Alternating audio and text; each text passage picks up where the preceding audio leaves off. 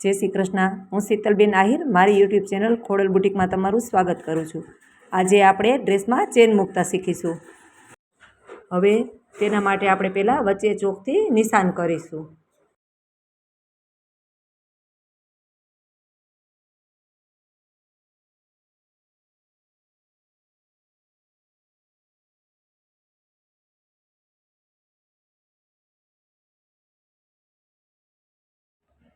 હવે આપણે આ 2.5 ઇંચની પટ્ટી લીધી છે। તમે જોઈ શકો છો આપણે આ 2.5 ઇંચ પોળી એક અસ્તરની પટ્ટી લીધી છે।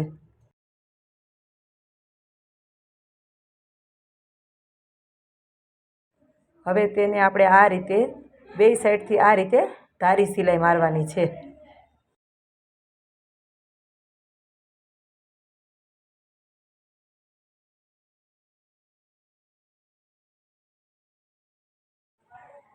હવે આપણે આજે આપણી કટ લંબાઈ છે ત્યાં આ રીતના આપણે નિશાન કરેલું છે ને આ રીતના આપણે ચેન જોઈ લેશું। હવે આપણે અસ્તરની પટ્ટી જે ચોકનું નિશાન કરેલું છે ત્યાં આપણે આ રીતના વચ્ચોવચ્ચ એક સિલાઈ મારીશું।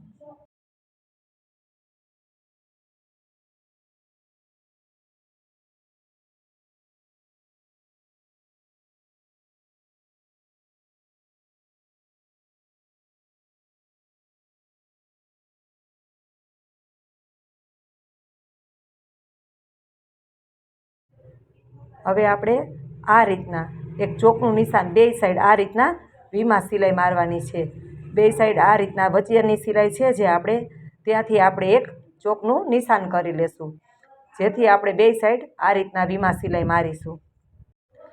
આ રીતના વી શેપમાં સિલાઈ મારવાની છે। વચ્ચેની સિલાઈની બે સાઈડ સિલાઈ મારવાની છે આ રીતે।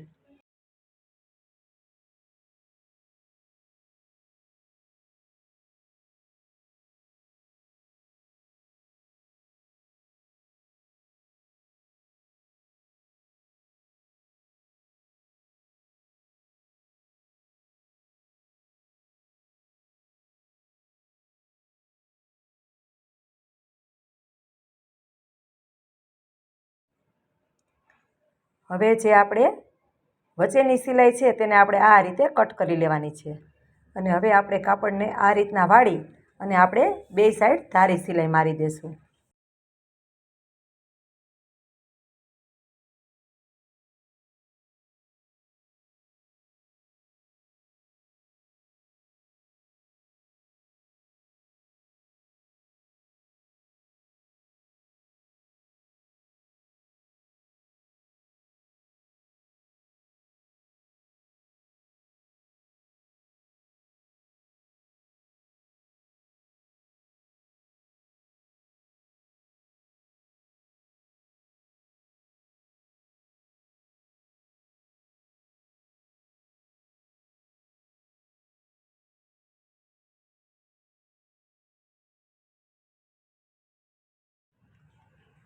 હવે જે વધારાના દોરા છે તેને કટ કરી હવે આપણે આપણી ચેન મૂકીશું।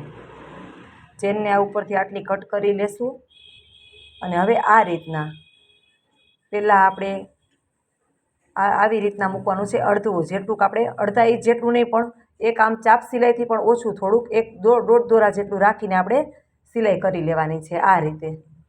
તમે જોઈ શકો છો આપણે પહેલાં બહારના ભાગમાં સિલાઈ કરવાની છે, મશીનના બહારના ભાગમાં આ રીતના સિલાઈ કરવાની છે।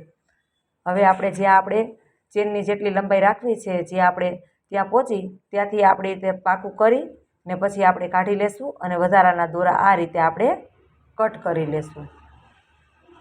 હવે આપણે ઉપરનો ભાગ છે તેને આપણે આ રીતના આટલો આમ બહાર રાખવાનો છે, જે આપણી ચેન છે ત્યાંથી આટલો બહાર રાખવાનો છે અને ત્યાં પણ આપણે આ રીતના સીધે સિલાઈ મારવાની છે। જોવાનું છે આપણે કે આપણું ચેન છે તેની માથે જ આપણી સિલાઈ આવી જોઈએ। હવે આપણે તેને આ રીતના સિલાઈ મારી લેશું, સીધી સિલાઈ મારવાની છે।